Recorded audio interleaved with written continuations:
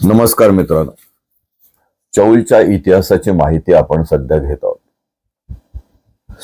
अनेक प्रवास वर्णनात हा चौलचा इतिहास आलेला आहे. त्या वेळचं या शहराचं वर्णन आलेलं आहे. आजच्या भागात आपण पाइट्रो डेला व्हॅली हा जो इटालियन प्रवासी भारतात आला होता, त्याने चौलला खास भेट दिली होती. त्यांनी चौलचं जे वर्णन केलेलं आहे ते कुलाबा गॅझेटियर मध्ये आहे आणि कुंड प्रभाव हे जे छोटी पुस्तिका आहे त्यामध्ये सुद्धा हे वर्णन आलेलं आहे. अर्थात हे शासन मान्य आहे, परीक्षित झालेलं आहे. त्यामुळे हे वर्णन 17व्या शतकात, 16व्या शतकात, 18व्या शतकात चौल कसं असेल याची कल्पना करण्यासाठी पुरेसा आहे.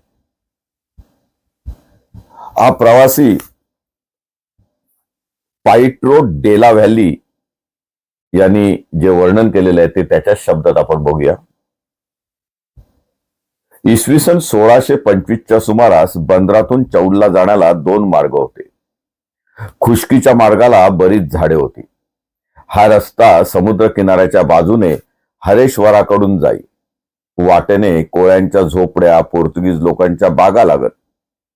प्रदेश सपाट असल्यामुळे प्रवासाला जाण्याचा आनंद होता. हा रस्ता पुढे रामेश्वराच्या बाजूने चौलाकडे मार्केटच्या रस्त्याला जाऊन मिळे. आता हे मार्केट म्हणजे आजचं चौल नाका असावं, कारण रामेश्वराच्या पुढे तो एक नाका आहे. आणि हा यायला मार्ग हा आगरकोटातून समुद्रकिनारी, आज जिथे रेवदंडा हायस्कूलच्या मागची स्मशानभूमी आहे तिथून आजही अस्तित्वात असलेला मार्ग जो थेरंडा मार्गे येतो तो असावा. पुढे तो रामेश्वर पेठेत येतो, रामेश्वराच्या मंदिरावरून चौल नाक्याकडे जातो आणि मग तो मूळ चौलकडे म्हणजे शीतळा देवीच्या देवळाकडे जातो. हा जो भाग आहे शीतळा देवीच्या देवळाच्या आजूबाजूचा आणि विशेषतः मागचा, हे खरं जुनं चौल पेठ. इथेच खरं मूळ बंदर होतं आणि त्याच्या बाजूची नदी म्हणजेच रेवदंडा खाडी. हे भौगोलिक क्षेत्र मूळ चौलचं समजून घेतलं पाहिजे. याच्यातच चुने कोळीवाडा येतो, गोळबा देवी येते, दादर भाग येतो, त्यातली खार येते, पलीकडची बेलाई येते, ढोल समुद्र येतो, किंबहुना काही अंशी आग्रावकडे जाणारा भाग, नारायण तळे, हमामखाना, हा सर्व भाग हा जुन्या चौलचा भाग आहे. आजही नेमकं उत्खनन तिथेच सुरू असतं. याच्यातच किल्ल्याचे अवशेष दिसतात. काही जणांच्या म्हणण्याप्रमाणे या किल्ल्याची बांधणी ही संभाजी महाराजांनी केली. काही जणांच्या मते ती संभाजी महाराजांच्या पूर्वीपासून होती. त्याबद्दल या प्रवास वर्णनात काय आले ते आपण बघूया. दुसरा मार्ग हा खाडीतून होता. भरतीच्या वेळी होडीतून पाण्यात जावे लागे आणि ओहोटीच्या वेळी थोडा वेळ मनुष्याच्या पाठीवरून जाता येत असे. मार्केट खाडीच्या पलीकडे होते. मार्केटच्या अगदी जवळ मुसलमान आणि हिंदू यांची, विशेषतः हिंदूंची वस्ती होती. म्हणजे तुम्ही जर कधी रेवदंडा पोलीस स्टेशनवरून फुडणीच्या बंगल्यावरून जो बांधाचा मार्ग आहे, म्हणजे आत्ताचा जो बायपास आहे, रेवदंड्याकडून चौलकडे येताना उजव्या हाताला बघितलं तर बांध नावाचा भाग आहे. अगदी पूर्वीपासून तो वापरात होता. आणि तिथून जे चुने कोळीवाडा भागात जायला रस्ता आहे किंवा आग्रावकडे जायला रस्ता आहे, त्या मार्गाचा कदाचित हा उल्लेख असावा, कारण तिथूनच जुन्या चौलमध्ये वेगळ्या मार्गाने, शॉर्टकट म्हणता येईल अशा प्रकारे आजही प्रवेश करता येतो. बाजारात सर्व तऱ्हेच्या जिन्सा मिळत असत. त्याखेरीज साधारण देशी कापड, मसलीन आणि दुसऱ्या भागातून चौलात येणारे जिन्नस मिळत. व्यापारी हिंदुस्थानच्या निरनिराळ्या भागातून येथे येतात. ते फारच श्रीमंत होते. त्यांची स्वतःची जहाजे असत. मार्केटच्या जवळ नारळ आणि दुसरी फळझाडे आणि बागा होत्या. झाडे उंच होती आणि त्याचा देखावा फारच सुंदर दिसे. मार्केट पासून थोड्या अंतरावर एक तळे होते. त्याला उतरणाऱ्या पायऱ्या होत्या. त्याला नवनगर तळे असे म्हणत. मार्केटच्या जवळ नदी किनाऱ्यास मुसलमानांची वस्ती होती. त्यांची एक मशीद होती, तिला असावा असे म्हणत. किल्ल्यात राजकोट म्हणत. जवळच एक स्नानाची जागा हमामखाना होता. स्मशानभूमी, कस्टम हाऊस, दिवाण कचेरी आणि दुसरी सरकारी ऑफिसेस होती. बहुतेक हिंदू लोक मार्केट पासून बऱ्याच अंतरावर दूर राहत. त्यांची पुष्कळ देवळे होती. त्यापैकी मुख्य जगदंबेचे देऊळ आणि दुसरे अमृतेश्वराचे, तिसरे नारायणाचे. आणखी काही देवळे होती, परंतु सगळ्यात अतिशय पूज्य मानलेले असे ते रामेश्वराचे देऊळ. म्हणजे रामेश्वराच्या देवळाचा इतिहास पुरातन आहे. आता हे जगदंबेचं देऊळ म्हणजे कदाचित भगवतीचं देऊळ असावं. आजही भगवतीचं देऊळ या जुन्या चौलमध्ये उपलब्ध आहे आणि मार्केट सुद्धा कदाचित तिथे असावं. त्या काळचं बंदर किनारचं मार्केट. हा बंदर आजही भट्टी या नावाने ओळखलं जातं. भरलेला आहे, दुर्लक्षित आहे, पण तिथे अवशेष सापडतात. तुम्ही अगदी जमीन थोडी बहुत खणली तर वेगवेगळ्या लेयर्सवर, वेगवेगळ्या पातळीवर वेगवेगळ्या जुन्या पुरातन तुटक्या फुटक्या वस्तू, कपड्या मिळतात. आपल्याला त्यातलं काही कळत नाही. बऱ्याच ठिकाणी तिथे विहिरी खणताना रांजण मिळतात. रिंग विहीर म्हणजे बोरपेक्षा मोठी, साधारण 2 फुटाची व्यासाची मातीच्या रिंगा मिळतात. मडक्यात, पक्क्या भाजणीच्या मडक्यात, रांजणात अगदी माती जर्जर झालेला तूस मिळतो. असं म्हणतात की इथे पूर्वी जवाचं पीक घ्यायचं आणि या जवापासून चांगल्या पद्धतीची वाईन केली जायची आणि ती एक्सपोर्ट व्हायची, निर्यात व्हायची. म्हणून तुम्हाला चौलमध्ये बऱ्याच वेळेला रांजण चिनी मातीचे मिळतात आणि छोट्या तोंडाचे सुद्धा रांजण मिळतात. हे छोट्या तोंडाचे रांजण बुदली सारखे असतात, चिनी मातीचे असतात. त्याच्यावर चायनीज लिपी असते, अगम्य अक्षर असतात, ड्रॅगन असतात. आजही खूप ठिकाणी मिळतात. कदाचित तेल येत असेल आणि मद्य जात असेल, असंही असेल. पण रिंग विहीर हा इथली विशेषता होती. म्हणजे एकाच विहिरीच्या बांधकाम मध्ये 3-3 ठिकाणी रिंग विहीर मिळतात. या रिंगा आज ज्या पद्धतीने याच भागात रिंगांच्या विहिरी ज्या सिमेंट कॉन्क्रीटच्या केल्या जातात, म्हणजे रिंग एकावर एक ठेवून आतली वाळू काढली जाते, त्याच पद्धतीने केल्या असाव्यात. यावर संशोधन झालं पाहिजे. आपण काही इतिहास तज्ञ संशोधक नाही, पण इतिहास अभ्यासकांना खूप मोठी संधी या चौलमध्ये आजही उपलब्ध आहे आणि ती संधी दिली गेली पाहिजे. शासनाने मदत केली पाहिजे आणि शाश्वत पर्यटनासाठी या भागाचा अतिशय चांगला हेरिटेज टुरिझम म्हणून उपयोग व्हायला पाहिजे. हा देखील आपला एक उद्देश आहे. हा इतिहास त्यासाठी वाचण्यात येत आहे. अनेक लोकांना विश्वास वाटत नाही, म्हणून हे मूळ उतारे वाचून दाखवण्याचा प्रयत्न आहे. आता हे भाषांतर इंग्रज काळातील असल्याने त्यात काही दोष आहेत. त्यावेळच्या भाषेप्रमाणे ते आहे. पण यावर विश्वास ठेवावा अशी परिस्थिती आज जर चौलमध्ये असेल तर त्यावर अभ्यास होणं गरजेचं आहे. मार्केट पासून थोड्या अंतरावर एक तळं होतं. ते राजकोटमध्ये होतं. स्मशानभूमी, कस्टम हाऊस, अनेक ऑफिसेस होती. पोर्तुगीज लोकांना किनाऱ्यावरील बंदराप्रमाणे चौलचा नाश करता नाही, तर याचा व्यापार फार भरभराटीचा होता. असे म्हणतात, नुसत्या रोजच्या फुलांचे उत्पन्न सुपलीभर सोन्याची नाणी ही बहुधा पारडिओज असावीत एवढे होत असे.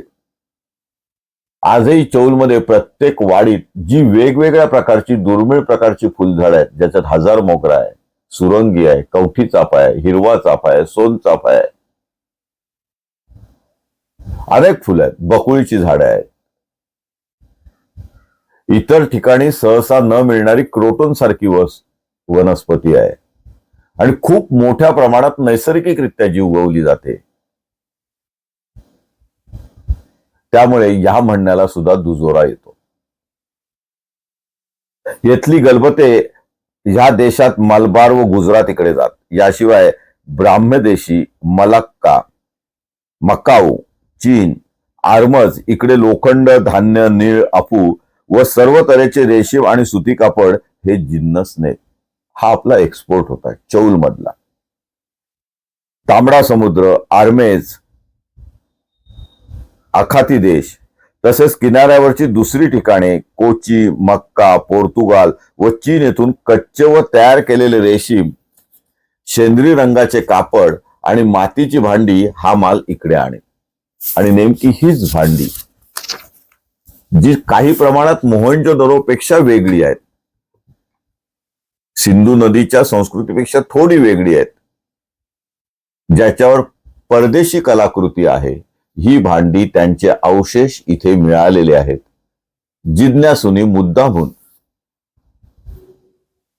पुणे विद्यापीठाच्या किंवा डेक्कन कॉलेजच्या ज्या काय पुराणवस्तू संशोधन खात्याची वस्तू संग्रहालय आहेत, साहित्य आहे, जे आजही इंटरनेटवर उपलब्ध आहे, त्याचा जरूर अभ्यास करावा.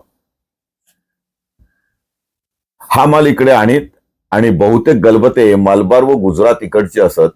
त्याच करता बंदरात एक गोदीही बांधली होती. इकडे पोर्तुगीज चौलची भरभराट कमी होती असं नाही. म्हणजे रेवदंडा. येथील एका पोर्तुगीज बाईने इसवी सन 1545 मध्ये म्हटले आहे की गुजरातकरांशी 10 वर्षे लढाई चालवता येईल इतके जवाहीर येथे आहे.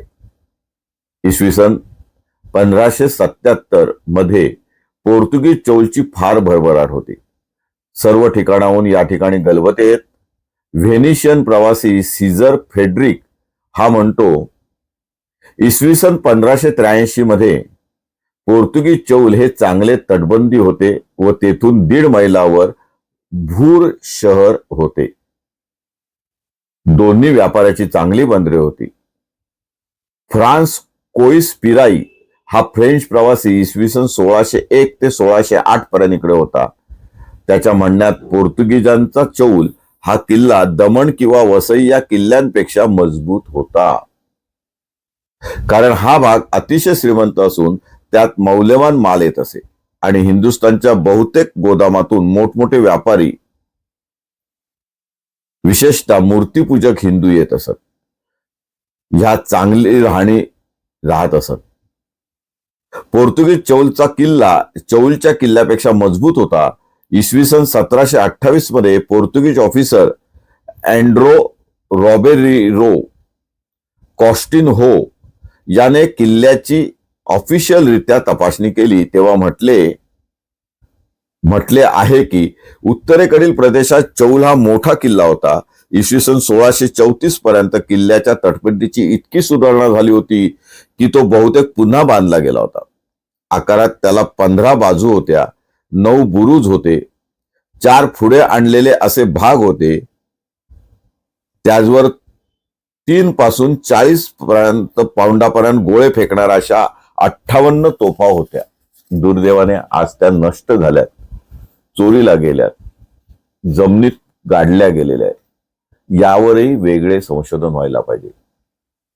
काही तोफा हस्तगत झाल्या, काही तोफा वस्तू संग्रहालयात पोचल्या, पण चौलमध्ये दर्शनी भागात किंवा वस्तू संग्रहालयाहून अशा तोफांची माहिती, त्या कुठल्या देशातून आल्या, कुठल्या धातूपासून बनवल्या, किती पाऊंडाचे गोळे त्यातून फेकले जात होते, त्या कुठल्या बाजूकडे तोंड करून केव्हा उभ्या होत्या, याबद्दल लिखित स्वरूपात इतिहास नाही. तो असायला हवा.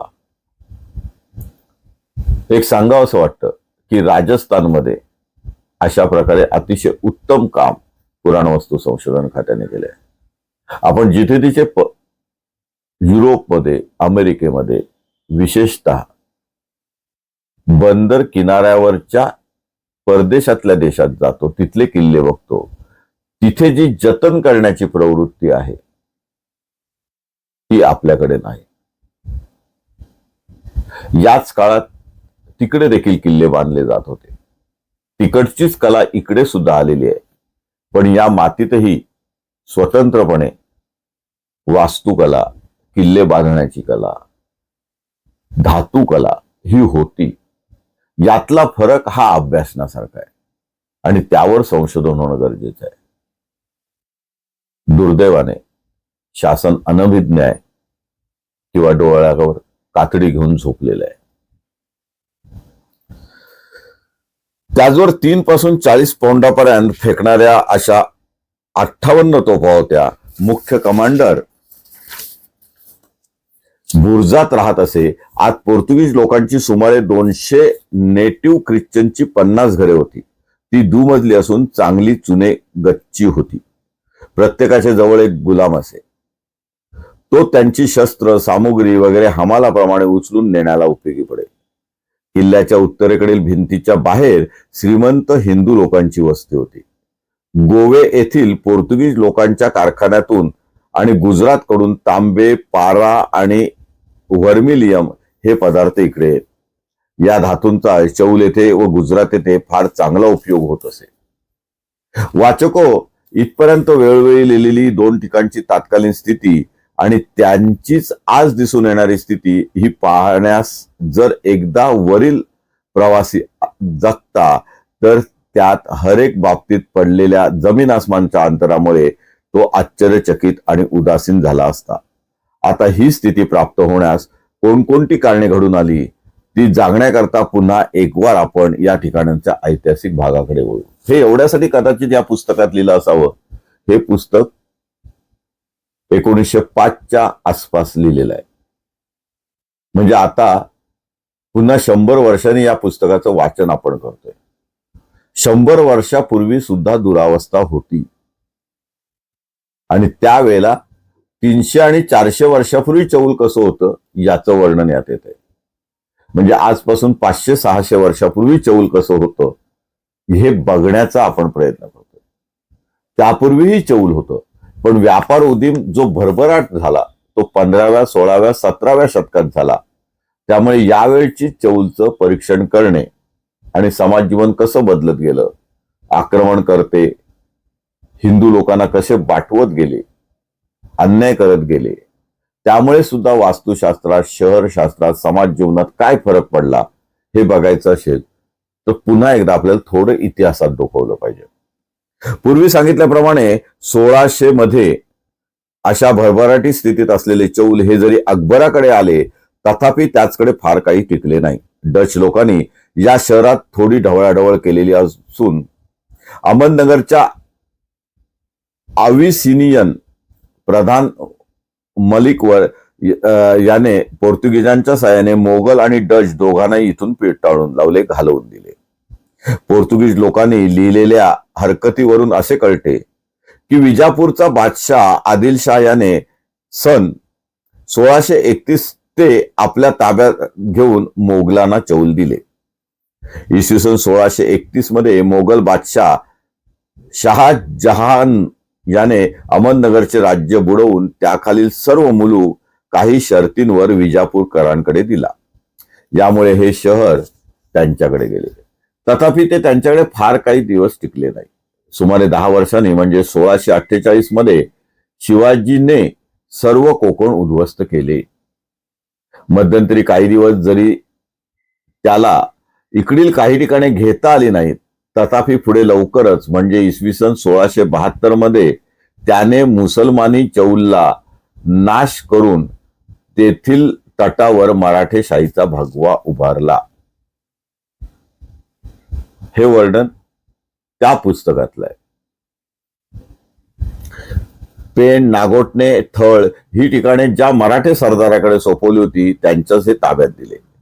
उत्तरोत्तर पोर्तुगीज लोकांची सत्ता इथून कमी होऊ लागली आणि ह्या संधीस मुंबई येथे इंग्लिशांची वसाहत स्थापन झाल्यामुळे मराठ्यांचाही या ठिकाणी पुरा जम बसलेला नसल्यामुळे चौल व पोर्तुगीज चौल येथील बहुतेक संपत्ती व्यापार हा नष्ट झाला. चौलाकडे बंडाळी सुरू झाल्यामुळे व्यापार दृष्ट्या मुंबईचा फायदा झाला. येथे जे विणकर होते ते दरसाल 5,000 पर्यंत तापते रेशीम कापड तयार करीत आणि त्यांनी मुंबईस यावे म्हणून तेथील इंग्रज अधिकाऱ्यांकडून त्यांचे मन वळवण्याबद्दलही प्रयत्न सुरू झाले. त्यांच्याकरता मुंबईस पहिला रस्ता बांधण्यात आला. अशा रीतीने येथून जे विणकर, सुतार, कासार, कारागीर मुंबईत जाऊन राहिले ते अद्यापही आपणा चौलकर असेच म्हणवतात. पालव, दादर, काळबादेवी, कोट, मांडवी इत्यादी नावे मुंबई व चौल या दोन्ही ठिकाणी निरनिराळ्या भागात सारखीच दिलेली आढळतात. त्यावरून चौल मोडून मुंबई जोडली असे म्हणावे लागते. कित्येक म्हणतात की सुमारे 300 वर्षापूर्वी येथे गोळीचा रोग होऊन येथील वस्ती मोडून सुरत व मुंबई येथे ठिकाणी भरली गेली. मुसलमान लोक या रोगास तावून मरत. मनोहरकृत रामेश्वर वर्णन शके 1807 यात तर याचा चांगलाच उल्लेख आहे. थोडक्यात इंग्रज काळात चौल हे नष्ट झालं. चौल मधले सर्वच जातीय, मग माळी असतील, तिकेपी असतील, चौकळशी असतील, पाचकळशी असतील, सोनार असतील, काष्टी असतील, सुतार असतील, लोहार असतील, हे जे कोण 12 बलुतेदार कारागीर होते ते मुंबईला नेले गेले. त्यांच्या वस्त्या गिरगाव मध्ये आहेत. आजही यांच्या वाड्या आहेत, नावानी आहेत, मालकीच्या आहेत, कारण ही लोक तिथे जाऊन वस्ती केली. आणि म्हणून हा सर्व चौल मधल्या आळ्यांना जी नावं आहेत त्याच आळ्या तुम्हाला मुंबईत दिसतील. चौल मधली जी देवालय आहेत त्यातही शीतळादेवी आहे. अन्य काही देव हे चौल मधलेच आहेत. कदाचित श्रद्धेपोटी इथली लोक जी मायग्रेट झाली, स्थलांतरित झाली, मुंबईला गेली, व्यवसाय वाढवला, त्याने तिथे त्यांची निर्मिती केली असावी. त्यामुळे चौल बरोबरच मुंबई, गिरगाव, माहीम हा खाडी परिसर इथला देखील समाज जीवनाचा अभ्यास एकत्रितरित्या इतिहास अभ्यासकांनी केला पाहिजे. मुंबईत मूळ वस्ती नव्हती असं नाही, पण खूप दुर्लक्षित असलेलं ते बेट होतं. ती 7 बेटं विखुरलेली होती, जोडलेली नव्हती. पोर्तुगीजांमुळे ती दृष्टिक्षेपात आली. पोर्तुगीजांनी पुढे मुंबई आंदण इंग्रजांना दिल्यामुळे ती इंग्रजांच्या ताब्यात गेली आणि इंग्रजांनी चौल बंद अनेक कारणांनी, मग रोगराई असेल, चौलचं बंदर बंद झाल्यामुळे असेल, मुंबई बंदराचा विकास होत असल्यामुळे इकडची मंडळी तिकडे स्थलांतरित करली गेली. ती तिथे राहू लागली आणि मुंबईची मूळ नागरिक बनली. हा इतिहास बऱ्याच जणांना माहीत नाही, दुर्लक्षित केला जातो. आज चौलची मंडळी खरंच मुंबईत आहेत, त्यांच्या वाड्या आहेत. आज तिथे टोलेजंग इमारती झाल्यात. पण ही मूळ मंडळी चौलची होती, ही देखील अभिमानाची गोष्ट आहे.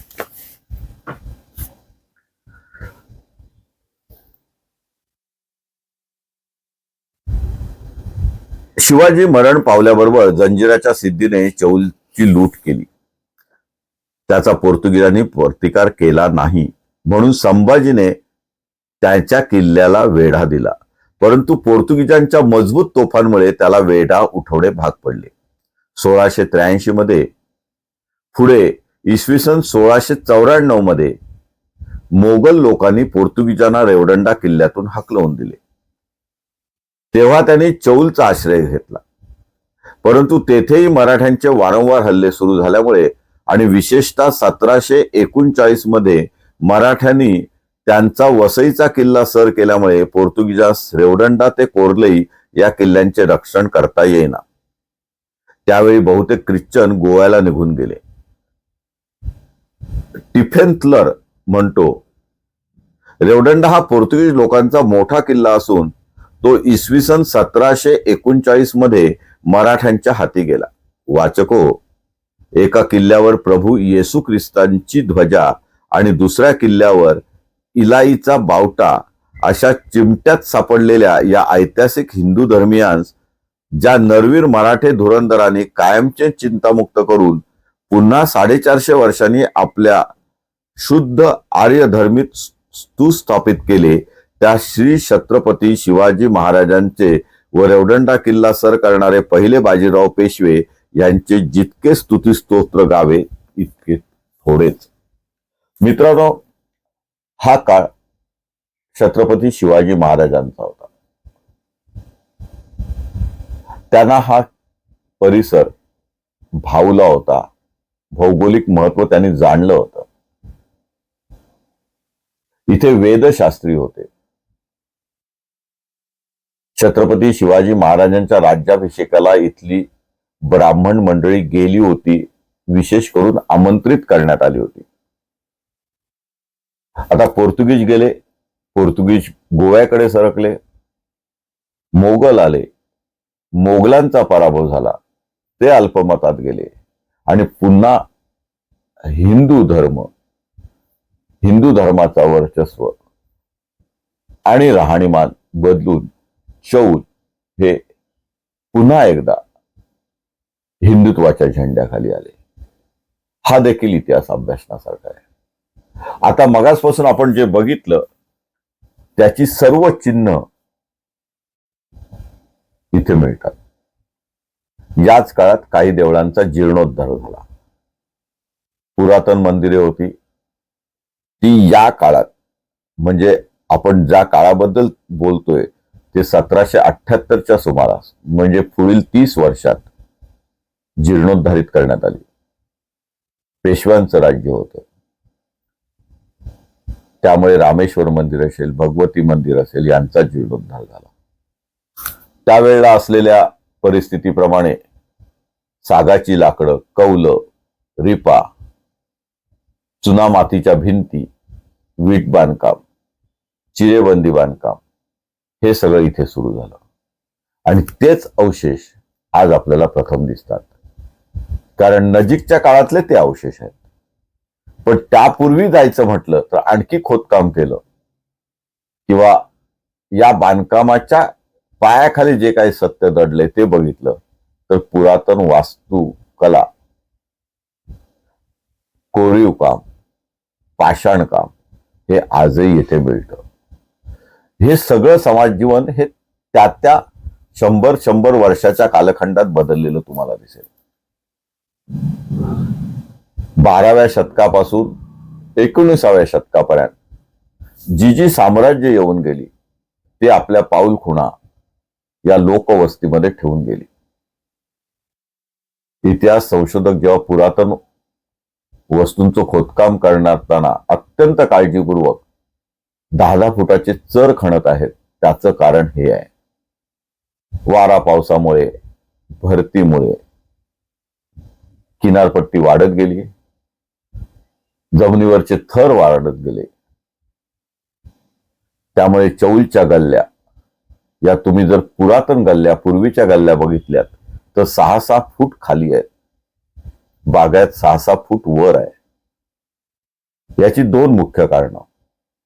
गल्ल्या नालाच्या स्वरूपात खाडीकिनारी जात होत्या, पाणी वाहून नेत होत्या, म्हणून त्या खोल होत गेल्या.